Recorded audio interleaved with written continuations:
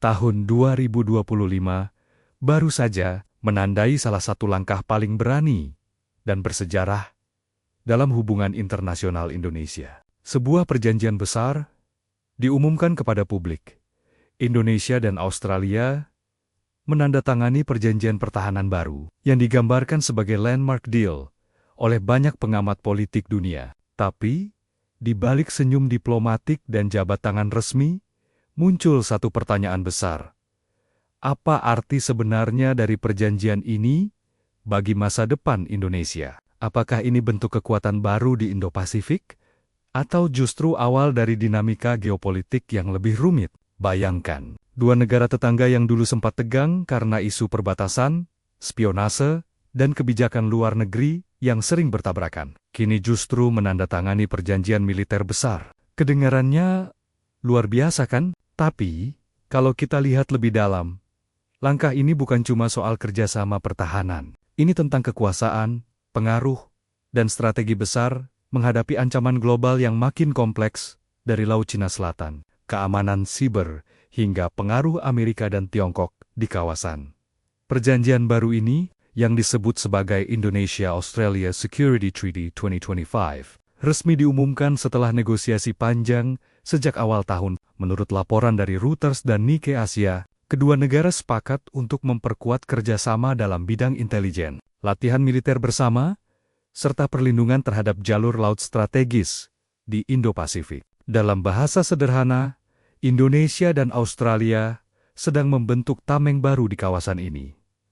Menariknya, perjanjian ini datang di saat dunia sedang penuh ketegangan. Di satu sisi, Tiongkok terus memperluas kekuatan militernya di Laut Cina Selatan, sementara Amerika Serikat mencoba mempertahankan pengaruhnya lewat aliansi seperti AUKUS.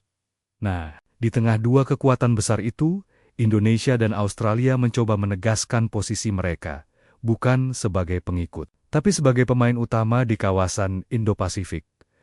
Buat kalian yang mungkin belum tahu, hubungan pertahanan antara Indonesia dan Australia sebenarnya sudah cukup lama. Tapi sebelumnya, kerjasamanya terbatas pada latihan militer rutin dan pertukaran intelijen dasar. Kali ini beda.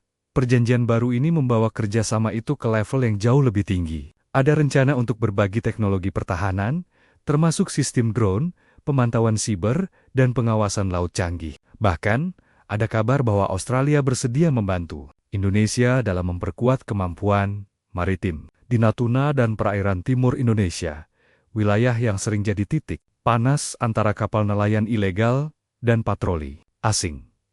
Namun, tentu saja, tidak semua pihak menyambut perjanjian ini dengan tepuk tangan. Di dalam negeri, beberapa kalangan menilai langkah ini berisiko. Ada kekhawatiran bahwa Indonesia bisa kehilangan sebagian kemandirian militernya atau terlalu dekat dengan blok Barat. Beberapa analis bahkan membandingkan perjanjian ini dengan masa lalu ketika Indonesia sempat terjebak dalam kepentingan negara besar. Tapi dari sisi lain, banyak juga yang melihatnya sebagai langkah realistis. Dunia sudah berubah, ancaman tidak lagi datang hanya dari perang konvensional, melainkan juga dari serangan siber, disinformasi, dan tekanan ekonomi global. Menurut Al Jazeera, salah satu poin menarik dalam perjanjian ini adalah komitmen kedua negara untuk bekerja sama dalam respons krisis. Artinya, kalau terjadi bencana alam besar, serangan teroris, atau konflik di perairan regional, Indonesia dan Australia bisa bertindak cepat bersama. Ini menunjukkan bahwa hubungan kedua negara bukan cuma simbolis, tapi benar-benar praktis dan strategis. Sekarang, mari kita bicara soal implikasi globalnya. Dunia sedang melihat pergerakan cepat di Indo-Pasifik. AUKUS, aliansi antara Australia, Inggris dan Amerika Serikat, telah memperkuat posisi Barat di kawasan. Di sisi lain, Tiongkok terus memperluas pengaruhnya lewat investasi, teknologi, dan proyek infrastruktur seperti Belt and Road Initiative. Indonesia, yang secara geografis berada di tengah, punya posisi super strategis. Jadi, perjanjian ini sebenarnya bisa menjadi cara Indonesia untuk menjaga keseimbangan kekuatan tanpa harus memilih satu pihak. Kalau dipikir-pikir, ini adalah langkah diplomasi cerdas. Dengan menjalin hubungan erat dengan Australia, Indonesia bisa memperkuat kemampuan militernya tanpa secara langsung menentang Tiongkok atau Amerika. Tapi tentu saja, keseimbangan seperti ini butuh kehati-hatian ekstrem. Salah langkah sedikit saja, Indonesia bisa dianggap berpihak ke Barat dan kehilangan posisi netralnya yang selama ini jadi kebanggaan diplomasi nasional. Beberapa pakar hubungan internasional bahkan menyebut bahwa perjanjian ini bisa menjadi game changer di Asia Tenggara. Misalnya, Dr. Evan Laksmana dari National University of Singapore mengatakan bahwa Indonesia kini tidak lagi hanya jadi penonton dalam dinamika Indo-Pasifik, tapi mulai memainkan peran penting sebagai arsitek keamanan kawasan. Komentar ini menunjukkan bahwa dunia memperhatikan langkah Indonesia dengan serius. Tapi buat masyarakat biasa, yang mungkin lebih fokus pada kehidupan sehari-hari, pertanyaannya sederhana.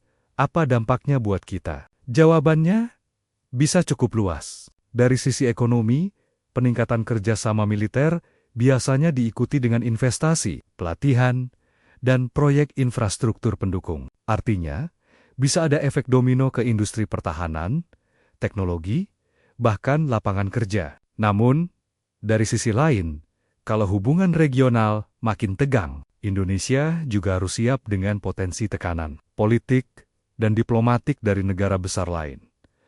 Kalau kita lihat dari sisi politik dalam negeri, langkah ini juga bisa memperkuat citra pemerintahan sebagai kekuatan diplomatik yang berani. Indonesia tidak ingin hanya dikenal sebagai negara berkembang, tapi sebagai negara yang mampu menentukan arah geopolitik di kawasan.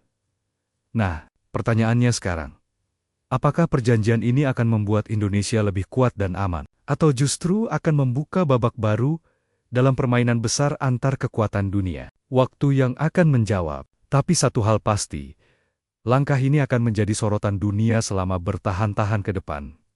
Jadi, bagaimana menurut kalian? Apakah perjanjian pertahanan Indonesia-Australia ini langkah cerdas untuk memperkuat posisi kita di Indo-Pasifik? Atau justru langkah berisiko yang bisa membuat Indonesia terjebak dalam konflik kepentingan global? Tulis pendapat kalian di kolom komentar.